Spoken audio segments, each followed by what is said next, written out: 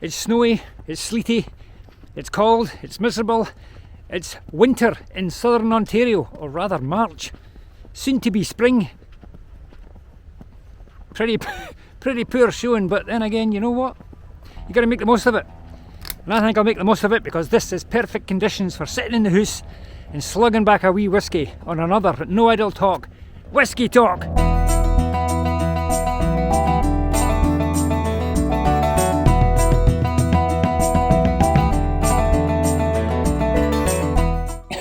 Welcome everyone. Welcome to No Idle Talk. I am your host, Gary, and that is Mr. Lamb to the likes of you. And this is Whisky Talk. Whisky Talk number 8, if I'm not mistaken. If I am, one of my magnificent subscribers out there will correct me. And for those of you that are sitting home right now thinking, I've not subscribed to anything for absolute ages, I should get right on that before it's too late. Well, don't hesitate. Slap that button right now. Have you ever bought a bottle of whiskey, taken it home, or to a party, or a gathering? I think that's what they call them nowadays. Or as much of a gathering as we can get away with. Poured yourself, and perhaps maybe everyone else, a glass of the golden nectar, and immediately regretted your purchase. Well, I'm sure that's happened to us all once or twice. But have you ever bought a bottle of whiskey knowing that you already detested it? Well, that is what we have in store for you tonight on this episode of Whisky Talk. Tell you was cheap. Now, to be fair, the first time I'd have tried this whiskey, I'd have been barely 18. And surely it would have been one of the first whiskies I'd ever attempted to slug back. And like many other young people that try whiskey for the first time, it didn't go well. Now that's evidently a long time ago, I'm sure you'll agree. So without further ado, let's see if this much maligned blended whiskey can change my adolescent opinion after decades of life changes, immigration and a few broken bones. Today we are revisiting, after eons of time, the 8th most popular blended Scottish whiskey worldwide, number 4 in Scotland, the famous Grouse. I'd have thought this would have been higher. But number 1 is, unsurprisingly, Johnnie Walker. 20% of sales for Johnnie Walker. I have heard that this is number 1 with aunties in Scotland's Central Belt. Aunties and grannies love this stuff. And who am I to argue with them?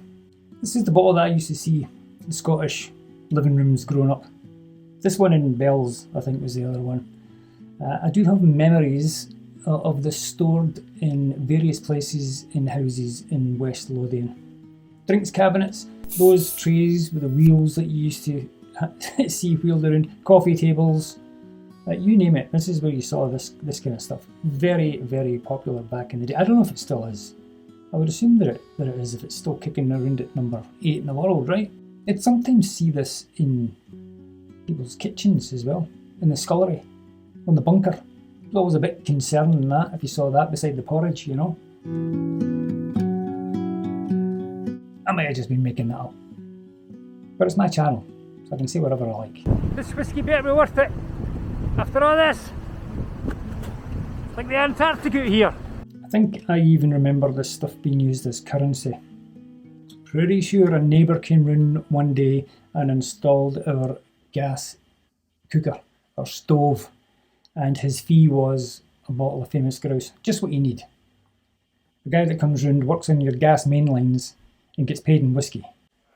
All those parties when your relatives burst into your house for Hogmanay, or maybe just a sing-along.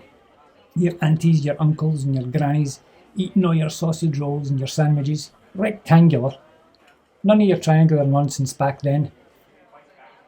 And then this guy would get introduced to all assembled, and the singing would really begin. I wonder if they still have those. All the singing and stuff. Doubt it very much. Everybody would be on their phone.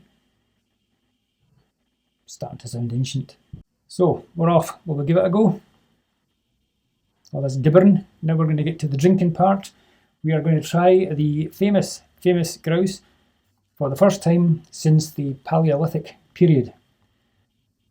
I've tried the other one, the Black Grouse. I got that 2 years ago over here and I really liked it. Peaty. Obviously got some Islay blends in there somewhere.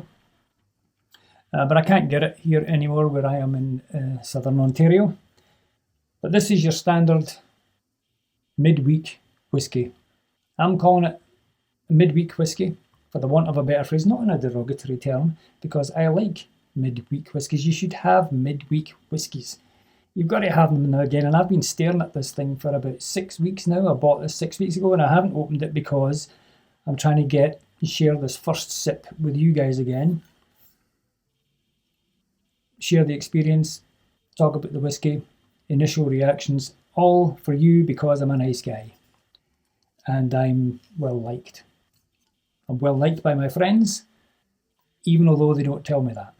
So we're going to gather our thoughts here, and I'm really hoping that I like this because I want this to be the type of whiskey that you can have during the middle of the week, have a wee sip, take the edge off the day, finish off your Joni Mitchell book that you're trying to read, or maybe even after another Leaf defeat, Toronto Maple Leafs.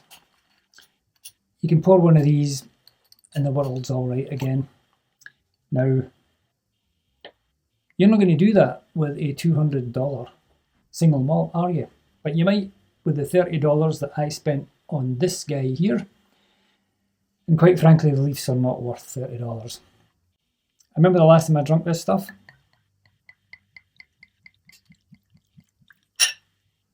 It's a generous helping there. The last time I had this, which was probably the first time I had this, a bunch of hairy guys all came round to my house, 17, 18 years old, and I'm pretty sure we were listening to Overkill by Motorhead. Cheers everybody. As you can see, a nice, simple, straightforward Scottish whisky glass.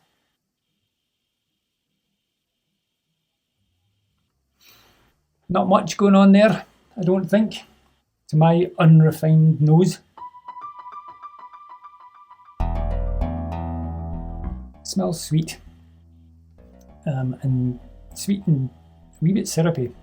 Sorry.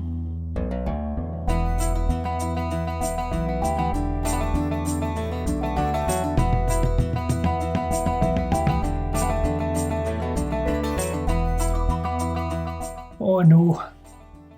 Oh no. I don't think this is going to be it. Oh, that needs help. I can see why my auntie likes to douse this in tonic. It's as thin as hell. Just jaggy medicine. I'm sorry. I'm hoping that it'll change. I gotta give it a chance here, but the initial reaction there was, I don't think this is going to be my go-to midweek whiskey. This will just add to the pain that the Leafs cause. I'll never get through that Joni Mitchell book, try to get through this thing. Oh, disappointment.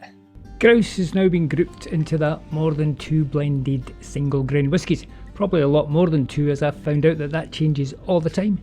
Generally, single grain whiskies tend to be sweeter and lighter than malts. Is it just meant to be a kind of a mixer whiskey? The grain could be any grain too. I mean, it looks like a whiskey. So a lot of variables that we'll leave for the whiskey connoisseurs and master tasters out there. I'm not sure if they'll be sampling much of the famous Grouse, but that's no for me to say. Well, we'll try it with a wee bit of water. Let's try it with a wee bit of water, will we?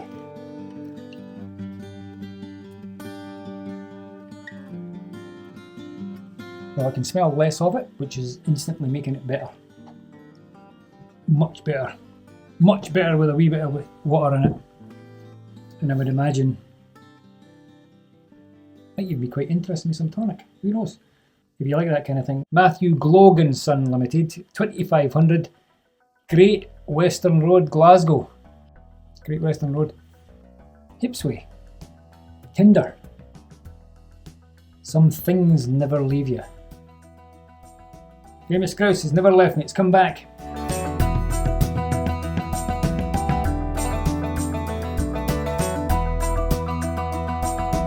think it's coming. I think it's coming with a wee bit of water. Oh, I'm so happy. On its own, it's really unpalatable on its own. I can't do it on its own, but with a tiny little wee bit of water there from my wee wooden spoon, suddenly I found a midweek whiskey. And it's only $29.95. Oh, and I'm going to need this for the rest of the season because the Leafs are stinking the joint out right now. Anybody playing net? It's not my favourite. That I did not expect that. I did not expect wonders from it, but I will be able to add this to my list of midweek whiskies. It's toffee. Toffee and chocolate. It's Tunnocks. It smells like a Tunnocks caramel wafer.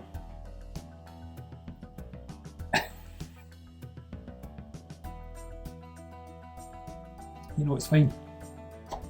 It's fine. I usually do this. Sometimes I'm repelled at first. Shock to the system, and that was a shock to the system. It took me back to the Motorhead album, and the first time I drank it back in the day there, it was just like, down it goes, and no, it's coming back up again. More kidding, that didn't happen. Thank you so much for hanging in with the 8th Whisky Talk. At least I hope it's number 8. Otherwise I'm going to have some heavy editing to do. Cheap again! This is No Idle Talk. My name's Gary. Thank you for hanging around. Thanks for listening to this gibberish and all these weird stories that I've been sharing with you tonight. Cheers everybody.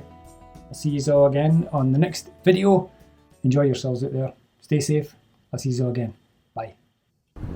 The things I do to make a whiskey video. Seriously. Freezing.